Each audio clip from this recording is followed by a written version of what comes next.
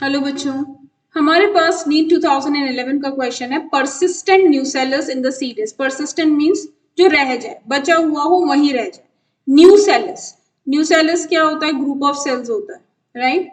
जो न्यूसेलस होते हैं उसमें मास ऑफ सेल्स होते हैं जो होमोजीनियस होता है, और इनकी वजह से जो मास ऑफ सेल्स जो होमोजीनियस होंगे, राइट, ये मास ऑफ सेल्स क्या करेंगे? ये मास ऑफ सेल्स किस में काम आते हैं? मेगास्पोरोजेनेसिस में, ये हमें पता है। So persistent nucellus in the seed is known as perisperm, hilum, tegmen या chalaza.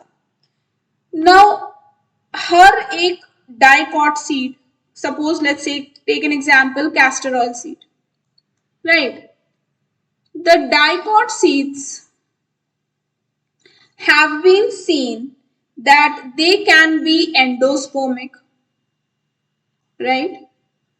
द डाइकॉट सीड्स मतलब जिनमें के दो कॉटिलेडन है, उनमें देखा गया है कि वो एंडोस्पर्मिक होते हैं। That means they have a special food storing tissue which is known as endosperm. उनके पास एंडोस्पर्म होता है and they are sometimes perispermic as well. What is perispermic? The word meaning of perispermic means कि they have perisperm या फिर persistent nucellus, कि उनके पास थोड़ा न्यूसेलस बच जाए, right. That's what we called as perispermic seed. बात समझ में आई? कुछ सीड्स के पास पेरिस्पर्म रह जाता है and perisperm and endosperms are very completely different, right. Don't think that they are same, no they are not. Clear? Perisperm nucellus से derive होता है, we get it from nucellus, right. ये nutritive tissue होता है seed का, जो हमें कहा, ये भी न्यूट्रिशियस होता है, इसमें भी न्यूट्रिशन प्रेजेंट होता है क्योंकि ये न्यूसेलस से डिराइव होता है, राइट।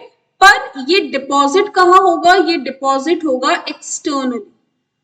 और एंडोस्पर्म कहाँ प्रेजेंट होता है? एंडोस्पर्म प्रेजेंट होता है internally, right. So don't take them in confused manner. बात समझ में आई? So it surrounds the embryo of the seed in some angiosperm, the perisperm. One example I have given you castor, one example is black pepper. काली मिर्ची हम सब जानते हैं, right? बात समझ में आई? So this perisperm is actually the remnant or the persistent nucellus present externally. It encloses the embryo and provide nourishment. It encloses the embryo, function हो गया पेरिस्पर्म का, एंड प्रोवाइड्स और gives nutrition in certain seeds और grains, right. बात समझ में आई? Endosperm कैसे बनता है? एंडोस्पर्म तो डबल फर्टिलाइजेशन से बनता है, हमें पता है। क्लियर? सो ये डिफरेंस है एंडोस्पर्म में और पेरिस्पर्म में। कुछ सीड्स के पास ये दोनों। बात समझ में आई? Any problems anybody? सो इस क्वेश्चन का क्या करेक्ट आंसर है? Option A, that the persistent nucellus is known as perisperm. Examples we have seen castor seed, black pepper, right, and so on. So for this question, what is the correct answer? The correct answer is option A. Thank you.